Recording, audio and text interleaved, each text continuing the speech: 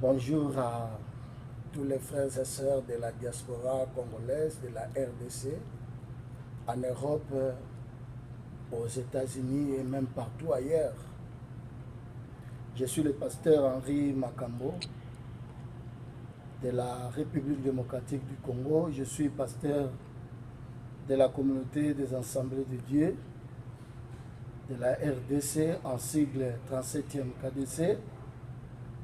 Je suis en visite dans une mission évangélique aux États-Unis, précisément dans la ville ou l'État de Ohio, dans la ville de Cincinnati. Nous sommes dans un hôtel pour une conférence avec les hommes de Dieu et nos partenaires américains. Mais j'ai voulu profiter pour lancer un message à tous nos frères et sœurs de la diaspora pour ce qui concerne notre nation, le Congo, de la République démocratique du Congo, bien sûr. Comme nous sommes ici, nous sommes là, nous ne pouvons pas rester comme ça sans toutefois donner un message ou dire un mot aux frères et sœurs qui restent ici, même en Europe. Mais avant tout, je voudrais lire ne fût-ce que 2 ou 3 versets de la Bible pour m'aider à faire bien ou à lancer très bien mon message. Les passages bibliques que je voudrais lire, ça se trouve dans le livre du prophète Jérémie, au chapitre 29.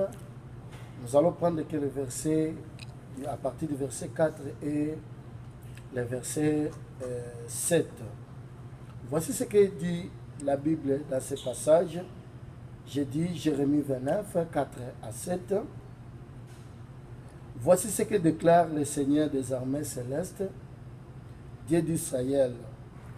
À tous les exilés que j'ai fait déporter de Jérusalem à Babylone, plantez des jardins et mangez-en les fruits. Mariez-vous et ayez des enfants. Mariez vos fils et donnez vos filles au mariage, et qu'elles aient des enfants. Multipliez-vous là-bas et ne laissez pas diminuer votre nombre. Recherchez la prospérité de la ville où je vous ai déporté et priez l'Éternel en sa faveur, car de sa prospérité dépend les autres. Bien-aimés, c'est un message que nous venons de lire. C'est un message que le prophète Jérémie avait donné à tous les enfants d'Israël qui ont été déportés de Jérusalem à Babylone. C'était au temps ou à la période où le roi Nebuchadnezzar régnait en Babylone.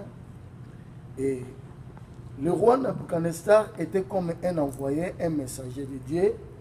Dieu l'a utilisé pour punir les enfants d'Israël à cause de leurs péchés, à cause de leur idolâtrie.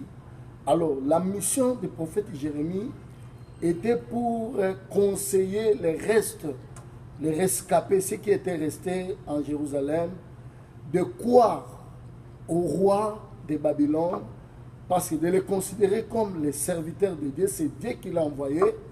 Le prophète Jérémie voulait tout simplement dire aux enfants d'Israël qu'il ne faut pas résister au roi de Babylone, il faut l'obéir et il faut aller là-bas à l'esclavage.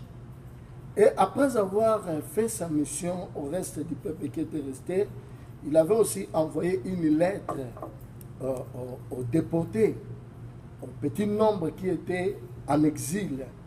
Voilà le message que nous venons de lire.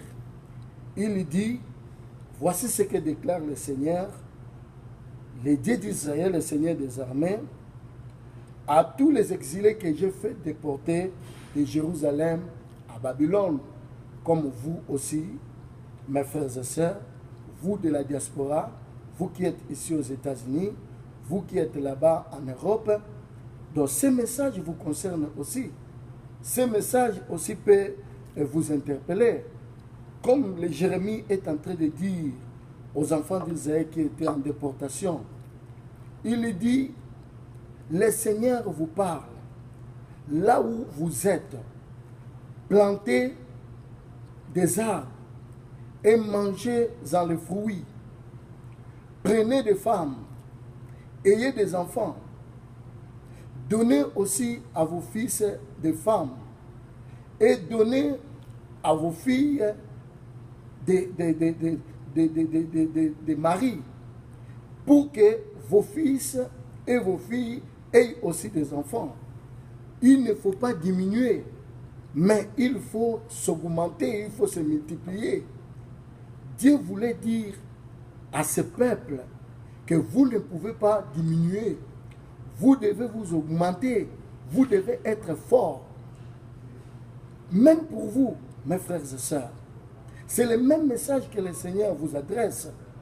Vous devez aussi être fort malgré que vous êtes ici. Fort en quoi? D'abord, il faut être unis. D'abord, il faut avoir de la vision, avoir une pensée, parce que vous pouvez rester en Europe 20 ans, 30 à 40 ans. Si vous n'avez pas une vision, vous n'avez pas des objectifs, mais votre présence sera inutile, ça sera de la gaspillage ici. Malgré que vous êtes ici, mais votre pays a aussi besoin de vous.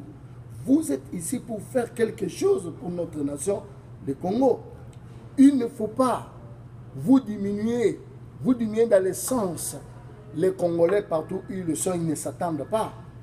Les Congolais, là où ils sont, ils se détruisent, s'autodétruisent. Ils ne veulent pas être ensemble, parler le même langage, avoir la même idée ou avoir une même vision. Mais cela ne soit pas votre mode de vie, bien-aimé.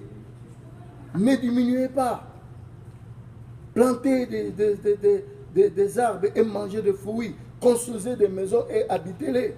Cherchez les biens de la ville où je vous ai déporté. Bien-aimés dans le Seigneur, vous êtes ici. Moi, je vous conseille d'avoir les yeux ouverts et des oreilles ouvertes pour notre nation, le Congo, pour notre pays. Vous pouvez faire quelque chose.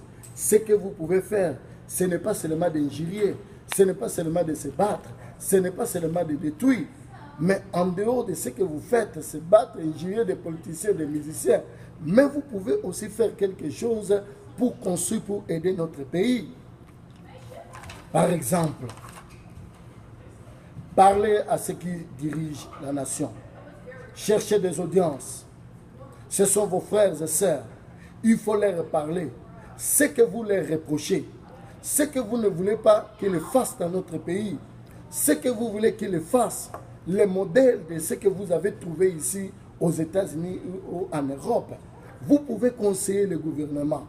Ce sont nos frères et sœurs. Il ne faut pas les craindre, mais parler avec eux. Mettez-vous sur une table et discutez, parlez.